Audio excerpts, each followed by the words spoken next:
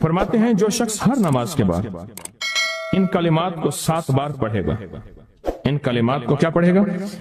7 بار پڑھے گا ان کلمات کو، حیرت انگیز طور پہ فرمایا کہ اللہ پاک جل شانہ اس کو ولایت کا تاجدار بنائیں گے اور اتنا عطا فرمائیں گے کہ اس کے ذریعے سے وہ کاغذ کہاں ہے جو لبنان کے کوہ لبنان کا کاغذ ہے؟ آپ حضرات نے مجھے کہا ہم وہ دیں گے، کوہ لبنان کا کاغذ جو یہ پڑھے گا اللہ اس کو اتنا عطا فرمائیں گے. آپ ذرا چھوٹے سا ایک لفظ کہہ رہا ہوں، جو یہ پڑھے گا اللہ اس کو اتنا عطا فرمائیں گے، اتنا عطا فرمائیں گے، اتنا عطا فرمائیں گے کہ اس کے ذریعے سے لوگوں کو روزی دیں گے. وہ ذریعہ بن جائے گا لوگوں کو روزی دلانے کا، وہ ذریعہ بن جائے گا لوگوں کو دولت اور رزق دلانے کا، وہ ذریعہ بن جائے گا لوگوں کو برکات اور ثمرات دلانے کا، وہ ذریعہ بن جائے گا. اللہ اس کے ذریعے سے لوگوں کو رزق عطا فرمائیں گے. اب آپ ان الفاظ کو غور سے سنیں. دیکھیں، الفاظ سے پہلے میں الفاظ کی حقیقت بتاتا ہوں. الفاظ سے پہلے الفاظ کی حقیقت بتاتا ہوں. آپ ذرا الفاظ سے پہلے الفاظ کی حقیقت کو غور سے سنیں. حقیقت کو غور سے سنیں. یہ بس والوں کے ساتھ آپ نے سفر کیا ہوگا، یہ اکثر ہوٹلوں پہ کھڑے ہوتے ہیں. جب ہوٹلوں پہ کھڑے ہوتے ہیں ڈرائیور اور بس کے عملے کا کھانا مفت ہوتا ہے. کچھ بندے لائے ہیں جو اپنا فکر کرتا ہے اگر وہ بس والا کہیں کھڑا کرتا، بس بند کر دیتا اور خود کھانا کھاتا، کیا مفت دیتے؟ جو دوسروں کو ساتھ لاتا ہے اور جو دوسروں کا فکر کرتا ہے اللہ اس کو بہت زیادہ نوازتے ہیں، بہت زیادہ. حضرت داؤد علیہ السلام نے عرض کیا کہ یا اللہ آپ کا نبی پیارا ہوں، بہت ہی زیادہ پیارا بننا چاہتا ہوں، تو کچھ میرے ساتھ شفقت فرمائے. تو آپ نے فرمایا داؤد میرے بندوں کو میرا محبوب بناؤ، میرے بندوں کو میرے قریب کرو تو میرے اور پیارے ہو جاؤ. حضرت موسیٰ علیہ السلام نے اللہ سے عرض کیا کہ یا اللہ تیرا پیارا بننے کے لیے، محبوب بننے کے لیے کون سا عمل ہے؟ تو آپ نے فرمایا غائبانہ لوگوں کے لیے دعا کرو، غائبانہ لوگوں کے لیے دعا کرو. کیوں؟ منہ پہ دعا خوشامد پھر بھی بن سکتی ہے، دکھاوا پھر بھی بن سکتا ہے. جب غائبانہ لوگوں کے لیے دعا کرو گے فرمایا وہ دعا ایسے ہوگی جو تجھے 3 چیزیں دلائے گی. ایک میرا دوست بنا دے گی، اور ایک جتنا لوگوں میں رزق تقسیم ہوگا اتنا سارا تجھے ملے گا، اتنا سارا تجھے ملے گا. یہ بندہ مالدار اور تمنگر بن جائے گا. دوسرا اور تیسرا فرمایا کہ اللہ جل شانہ تجھے لوگوں میں عزت دیں گے، وقار دیں گے، شان و شوکت دیں گے اور ہر دل عزیز کر دیں گے. صرف اپنے مزاج سے نکلا ہے، اپنی سوچ سے نکلا ہے میری جنت ہو، میری قبر ہو، میری آخرت ہو، بس اور کوئی جائے نہیں. میں کہ یہ اللہ کے لیے جب بندہ کرتا ہے. اب آپ میت کی دعا دیکھیں، اللہم اغفر لحینا، حالانکہ ساری دعا تو اس میت کے لیے مانگنی چاہیے تھی. اے اللہ جتنے زندہ ہیں ان سب کو معاف کر دے، ومیتنا جتنے مر گئے سب کو معاف کر دے. میت سامنے پڑا ہے، این سامنے رکھ کے میت کے لیے دعا نہیں مانگی جا رہی، پہلے سارے زندوں کے لیے تاکہ ان کا خاتمہ ایمان پہ ہو، پھر میتوں کے لیے وشاہدنا جو موجود ہیں، وغائبنا جو اس وقت نظر نہیں آ رہے غائب ہیں، وصغیرنا وہ چھوٹے ہیں، وکبیرنا وہ بڑے ہیں، وذکرنا وہ مذکر ہیں، وانثانا اے اللہ جو مؤنث ہیں. یہ دعا مانگ کے پھر کہتا ہے اللہم من احییتہ منا فاحیہ علی الاسلام، اللہ زندگی گزارنا تو کملی والی کی غلامی میں، ومن توفیتہ منا فتوفہ علی الایمان، اے اللہ اگر موت ہو تو ایمان کی موت دے دے. جو بندہ دوسروں کے لیے مانگتا ہے، جو بندہ دوسروں کے لیے چاہتا ہے، دوسروں کے لیے چاہتا ہے. ابھی کچھ عرصہ پہلے ایک صاحب ہیں جو کچھ تعویذ وغیرہ پیر کچھ تھوڑا سا عامل ہیں، تو مجھے ملے، مجھ سے کہنے لگے ہم نے سفر تو اکٹھا شروع کیا تھا، سفر تو اکٹھا شروع کیا تھا، اور مجھ سے کہنے لگے اتنے آگے نکل گئے. وجہ میں نے کہا فرق اتنا ہے، تو نے چھپایا میں نے بتایا، بس تو نے چھپایا میں نے بتایا. کہنے لگا نہیں کوئی اور وجہ ہے. اچھا میں پھر اسے باتیں اور چلتی رہیں چلتے میں نے اس سے میں نے کہا کہ سورۃ والضحیٰ کا عمل ہے تیرے پاس اور تو پڑھتا ہے کام ہو جاتا ہے. ہنس پڑا، ہاتھ پہ ہاتھ مارا، کہ ہاں ہے. میں نے کہا وہ بتا دو. بتاؤں گا. میں نے کہا بتا دو فائدہ ہو جائے گا مجھے بھی. اچھا وہ پہلی بات وہ بھول گیا. میں نے کہا تو چھپاتا ہے میں بتاتا ہوں. باتیں ہوتی رہیں لمبی باتوں کے بعد میں نے کہا سورۃ والضحیٰ کا عمل بتاؤ. نہیں بتایا. میں نے کہا تجھ میں اور مجھ میں فرق یہی ہے، میں صورت یہی والضحیٰ کا عمل، میں نے کہا یہی ہے جس کے کاف میں 9 بار یا کریم ہے. پتا تو مجھ سے کیوں پوچھتا ہے؟ میں نے کہا تجھے یہ بتانا چاہتا تھا تو چھپاتا ہے، میں بتاتا. تو مدد اس کے مطابق آتی ہے. اللہ کو اپنی مخلوق اپنے بندے پسند ہیں، جو اپنے بندوں کو اللہ کی بندوں کے راحت کو سوچتا ہے، جو اللہ کے بندوں کی اندر کے درد اور مشکلات اور مسائل کو سوچتا ہے، اللہ پہلے اس کا بھلا کر دیتا ہے. ہو بھلا کر بھلا، ہو بھلا سو بھلے کا بھلا، بھلا کر بھلے کی جگہ بھلا ہوگا.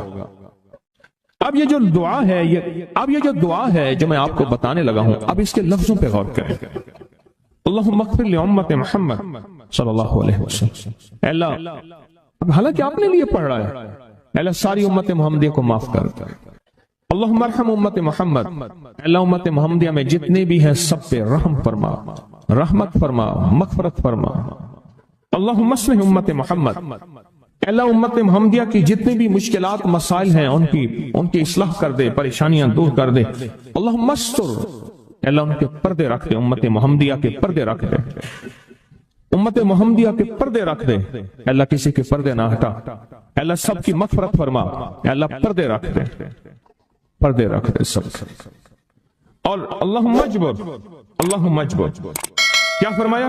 اللہ ٹوٹے دلوں کو جوڑ دے، جتنے دل ٹوٹے ہوئے ہیں اور دل آپس میں ٹوٹے ہوئے ہیں، آپس میں دل ختم ہو چکے ہیں، گھر ٹوٹنے والے ہیں، طلاقوں تک نوبت پہنچی ہے، یا دل ایسا ٹوٹا ہے کہ مانگ مانگ کے تھک گیا ہے. اللہ جتنے بھی ٹوٹے دل ہیں ان سب دلوں کو تو جوڑ دے، سب لوگوں کو. اللہم فرج، اللہ لوگوں کے لیے کشادگیاں کر دے، رزق کی کشادگی، صحت کی کشادگی، برکت کی کشادگی، رشتوں کے لیے کشادگی، کاروبار کے لیے کشادگی، زندگی کے سفر کے لیے کشادگی. اے اللہ لوگوں کے لیے کشادگی اور رحم کا معاملہ کر. اب آپ سوچیں اس ساری دعا میں ایک دفعہ بھی اپنے لیے مانگا؟ ایک درویش کے پاس ایک بندہ گیا، حضرت ولایت کا کوئی شارٹ کٹ بتائیں، بالکل آسان راستہ. فرمایا جب کوئی غیر مسلم بغیر کلمے کے مر جائے، کسی کونے میں منہ دے کے رو لینا، اللہ تجھے ولایت دے دے گا. احساس، درد، غم، اللہ کو یہ پسند ہے، اور اللہ کے ہاں اس کی قیمت ہے، اور اللہ کی بارگاہ میں اس کی قیمت ہے. اس پورے کے پورے وظیفے میں، اس پورے کے پورے وظیفے میں، اس پورے کے پورے وظیفے میں آپ یہ دیکھ لیں ایک دفعہ بھی اپنے لیے نہیں مانگا گیا. اللہم اغفر لامت محمد، اللہم ارحم امت محمد، اللہم اصلح امت محمد، اللہم استر امت محمد، اللہم اجبر، اللہم فرج، اللہم منصر، اللہ سب کی مدد فرما. اللہم اغفر لے، اللہ سب کو معاف کر دے. ایک چیز بھی اپنے لیے ہی نہیں مانگی. ایک ہے کہ مجھے دے دے، ایک ہے اس کو بھی دے دے، اس کو بھی دے دے، مجھے نہ دے، اس کو بھی دے دے، مجھے نہ دے.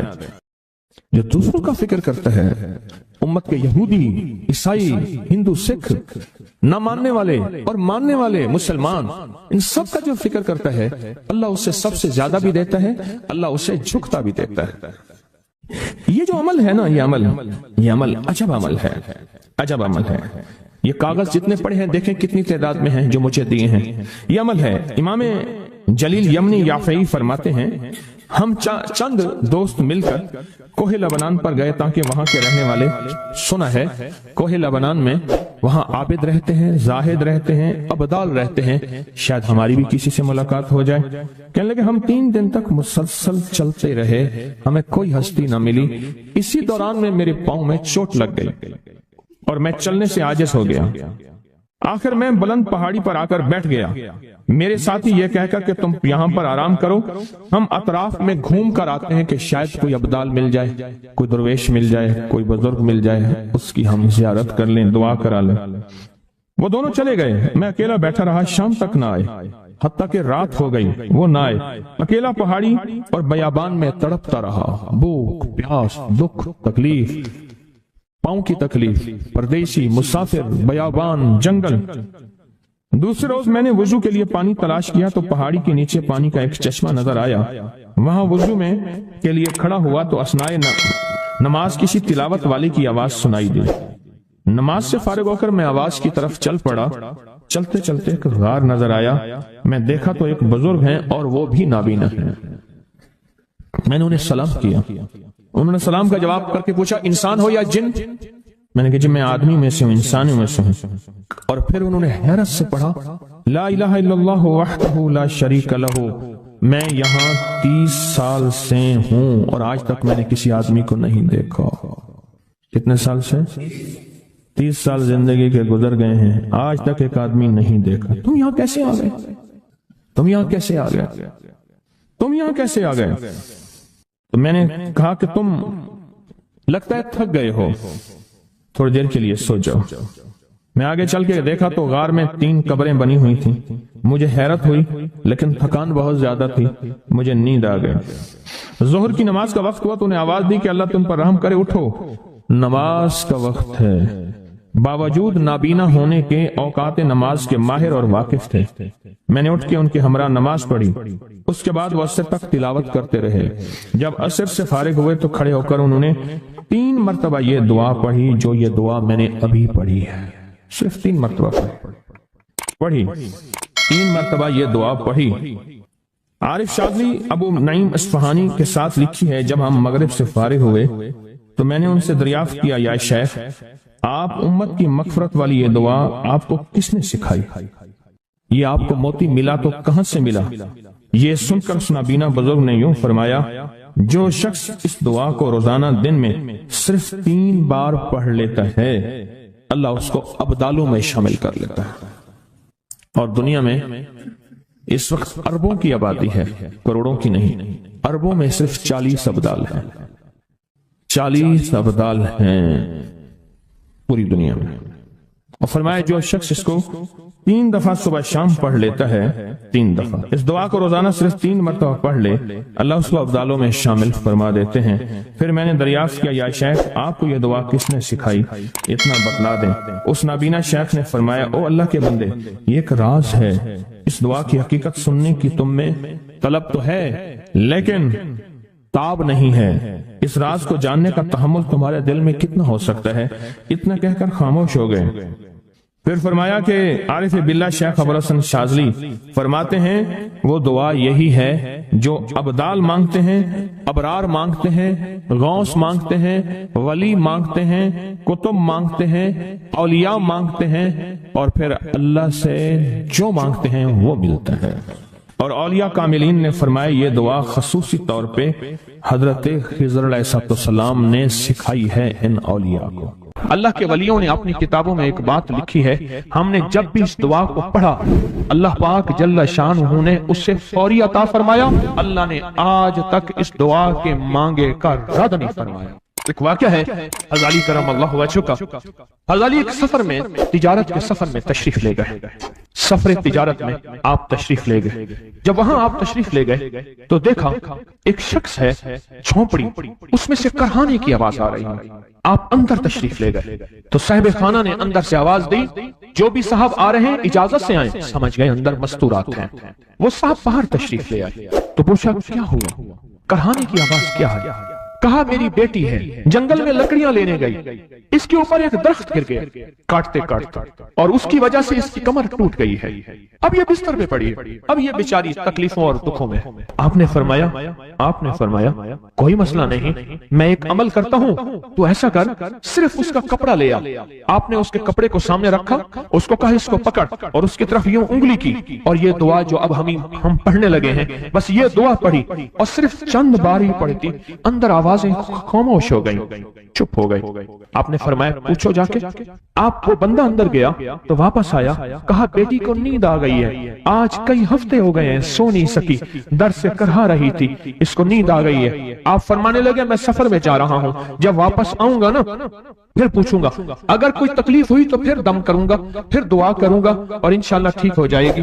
آپ چلے گئے، آگے تشریف لے گئے تو آپ کے ہم سفر تھے، ان کی سواریاں تھیں، ان میں سے ایک گھوڑا تھا جس گھوڑے کو ٹھوکر لگی، چوٹ لگی، اس کے اگلے پاؤں کی ہڈی گھٹنا باہر نکل گیا، وہ ایک طرف ہو کے بیٹھ گیا، اس کا گھوڑا چل نہیں سکتا تھا۔ اس نے آ کے غزالی کرم اللہ درخواست کی کہ آقا اس کے لیے کچھ فرما دیں. فرمایا میں اس کے لیے دعا کرتا ہوں, یہ ٹھیک ہو جائے گا. اور آپ نے دعا پڑھنا شروع کر دی اور فرمایا یہ اس کے ہاتھ پہ, اس کی ٹانگ پہ آپ نے ہاتھ پھیر دیا, جو معذور تھی, ٹوٹی ہوئی, نکلیا ہوا گھٹنا تھا. فرمایا ٹھیک ہو گیا. اور قافلے والوں نے دیکھا وہ گھوڑا سب سے آگے تھا, سب سے سبک رفتار تھا اور سب سے لاجواب تھا. آگے ایک جگہ تشریف لے گئے تو قافلے کو پیاس لگی, پانی کی ضرورت تھی. کنواں دیکھا تو کنواں خشک تھا. آپ نے فرمایا کوئی بات نہیں, یہ دعا پڑھی اور دعا کو پڑھ کے اپنا لعاب کنویں میں ڈال دیا. فرمایا کنویں میں پانی کا ایک جوش اٹھا اور پانی اٹھا اور منڈیر سے باہر نکلا. لوگ پینے لگے تو آپ نے روک دیا. فرمایا مت پیو, کنویں کا جو کھڑا کالا پانی ہے وہ نکل جائے. اور پھر شفاف پانی جب نکلا فرمایا یہ پانی پیو, مشکیزیں بھرو, سواریوں کو پلاؤ. قافلہ چلتا رہا. آگے تشریف لے گئے, آگے دیکھا تو کھانا ختم ہو گیا. کھانا ختم ہو گیا, اتنا کھانا تھا کہ اب کھا لیں, آئندہ کیسے کھائیں گے. تو آپ نے فرمایا جو کھانا ہے لے آؤ. آپ نے کھانے کو رکھا, اوپر کپڑا ڈال دیا اور یہ دعا پڑھنی شروع کر دی جو ابھی ہم بیٹھ کے پڑھیں گے. خوش قسمت ہیں. اور کپڑا ڈال کے فرمایا دعا فرمائی, یہ عمل فرمایا, یہ دعا پڑھی اور اس کے بعد فرمایا دیکھو کھا لیا. اور فرمایا ہمارا 17 دن کا سفر تھا, اس 17 دن میں ہم نے کھایا, لوگوں کو کھلایا, جہاں لوگ آتے تھے ان کو بٹھاتے تھے. دسترخوان ہمارا تھا چند افراد کا, پھر سینکڑوں لوگوں نے کھایا. 17 دن کے سفر میں تھوڑی سی کمی بھی نہ ہوئی. جب گھر لوٹے تو وہی کا وہی ہمارا خزانہ, کھانا, وہی سارا توشہ موجود تھا. آگے تشریف لے گئے تو ایک تجارت میں ایک دیکھا تو ایک بندہ ہے ٹھیکریوں پہ ٹھیکریاں مار رہا ہے. آپ اس کی طرف تشریف لے گئے, آپ نے اس کو جا کے دیکھا, لگتا ہے کہ تو پرانا جواری ہے. اس نے کہا جوا کھیلتا تھا, سب کچھ ہار بیٹھا ہوں, ہر چیز زندگی ختم ہو گئی ہے. آپ نے فرمایا اچھا ایسا کر, توبہ کی نیت کر لے, اللہ سے توبہ کر لے, اور پھر میں تیرے لیے دعا بھی کرتا ہوں, عمل بھی کرتا ہوں. تو ایسا کر, پتھر پہ پتھر مار, تیرا ہر پتھر سونے کا بنتا جائے گا. آپ بیٹھ گئے, اس نے ویسے ہی پتھر پہ پتھر مارا اور جیسے بیچارہ بے بسی کی حالت میں پہلے مار رہا تھا, آپ نے دعا کرنی شروع کر دی, یہ دعا پڑھنی شروع کر دی. اور دعا پڑھتے پڑھتے دیکھا تو لوگوں نے پتھروں کی شکلیں بدلنا شروع ہو گئی, اور جو پتھر بھی اس کے ہاتھ میں آیا تھا وہ سارے پتھر سونے کے بن گئے. آپ نے سارا سونا اس کو دیا, چل پڑے. سفر میں آگے جاتے جاتے دیکھا کہ ایک شخص ہے, اس کے ساتھ ایک بچہ ہے, ایک بوڑھی عورت ہے, ایک بوڑھا گدھا ہے, اور وہ سارے پیدل چل رہے ہیں, گدھے کو سواری کو ساتھ لیے ہوئے. تو آپ نے پوچھا کیا ہوا؟ انہوں نے کہا ایک سانپ ہے جو اس گدھے پہ مسلط ہے, اس سامنے بیٹھا ہے, وہ نیچے نہیں اتر رہا. ہم نے مارنے کی کوشش کی ہے, اس کی پھنکار سے عصا جل جاتا ہے. اور جلا ہوا عصا دکھایا, ڈنڈا جلا ہوا دکھایا کہ پھنکار سے ڈنڈا جل جاتا ہے. وہ مسلط ہے گدھے پہ, ہم پیدل چل رہے ہیں, منزل پہ ہے, سانپ مسلط ہے, اس کا کوئی حل نہیں. آپ نے فرمایا اس گدھے کو اس جھاڑی سے, اس درخت سے باندھ دو. اور باندھ کے آپ قبلہ رخ ہوئے اور یہ دعا پڑھنی شروع کر دی. اور فرمایا پھر دوسرے رخ ہوئے اور یہ دعا پڑھنی شروع کر دی. اور تیسرے رخ ہوئے اور دعا پڑھنے کے بعد آپ نے اس سانپ پہ پھونک مارا. سانپ چونٹی بن کے چھلانگ لگائی اور غائب ہو گیا. تو انہوں نے پوچھا آقا یہ کیا تھا؟ فرمایا یہ تمہارے اوپر ایک دشمن جن مسلط تھا جو کہ تمہاری جانوں اور عزتوں کا لٹیرا تھا. آخرکار آپ کے غلام نے آپ سے پوچھا آقا اگر آپ یہ دعا ہمیں سکھا دیں, چشمہ فیض سے گر ایک اشارہ ہو جائے, چشمہ فیض سے گر ایک اشارہ ہو جائے, لطف ہو آپ کا اور کام ہمارا ہو جائے. آئیں بسم اللہ کر کے اس دعا کو پہلے سنتے ہیں. یا وہاب حبلی من نعمت الدنیا والآخرہ انک انت الوہاب. اللہ کے ولیوں نے اپنی کتابوں میں ایک بات لکھی ہے, ہم نے جب بھی اس دعا کو پڑھا اللہ پاک جل شانہ نے اسے فوری عطا فرمایا, ورنہ اس کی نسبت عطا فرمائی, اور ورنہ چند لمحوں میں عطا فرمایا, ورنہ چند دنوں میں. اللہ نے آج تک اس دعا کے مانگے کا رد نہیں فرمایا. میری ایک درخواست ہے, سورۃ اخلاص 2 تسبیح زندگی کا معمول بنا لیں, اس کو تو کبھی نہ چھوڑیں. کیا 2 تسبیح زندگی کا معمول بنا لیں, اس کو کبھی نہ چھوڑیں. اس کا فائدہ کیا ہوگا؟ اس کے انوکھا فائدہ ہوگا. اللہ پاک نا نور کی برکت سے, اعمال کی برکت سے نسلوں میں نور اور خیر عطا فرماتے ہیں. پھر نسلوں میں وہ نور چلتا ہے, نسلوں میں وہ برکتیں چلتی ہیں. بعض اوقات دوسری نسل میں, بعض اوقات تیسری نسل میں, اور بعض اوقات اسی نسل میں. عرض کر رہا تھا کہ اپنی زندگی میں اس نور کی روشنی کو ساتھ لے کر چلیں. 2 تسبیح سورۃ اخلاص کی تو زندگی میں نہ چھوڑیں.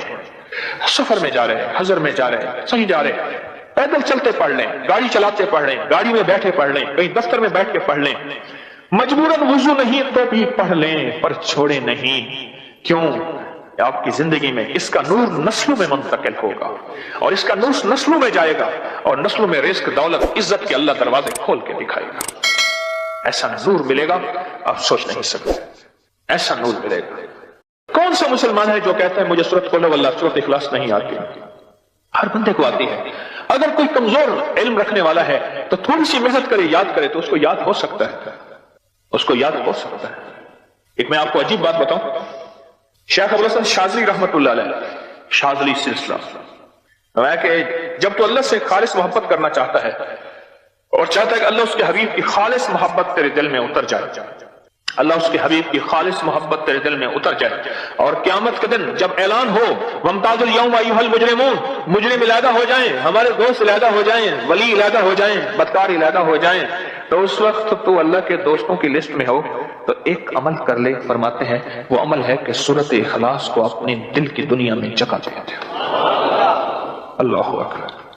شیخ ابوالحسن شاذلی رحمۃ اللہ علیہ فرماتے ہیں، اور فرمایا جو سورۃ اخلاص پڑھے گا وہ حالت ایمان سے دنیا سے رخصت ہوگا، حالت ایمان دنیا میں سے رخصت ہوگا، اور ایمان کی آخری کیفیت میں رخصت ہوگا۔ اور ایک اللہ کے ولی نے اپنا مشاہدہ بیان کیا، میرے پاس لوگ آئے رزق کی تنگی میں مبتلا تھے، میرے پاس لوگ آئے بدحال ہو چکے تھے، میرے پاس ایسے لوگ آئے جن کی تنخواہیں بچتی نہیں تھیں، میرے پاس ایسے لوگ آئے جن کے گھر میں جھگڑے ناچاکیاں تھیں، اور میرے پاس ایسے لوگ آئے جن کی زندگیاں تنگ تھیں، اور جو نیکی کرنا چاہتے تھے کر نہیں سکتے تھے، خیر میں آنا چاہتے تھے آ نہیں سکتے تھے، اور برائیاں ان کا راستہ چھوٹی نہیں تھی اور نیکی کے دروازے بند تھے۔ کہا میں نے ان سے کہا کہ 2 تسبیح سورۃ قل هو اللہ کی پڑھ لو۔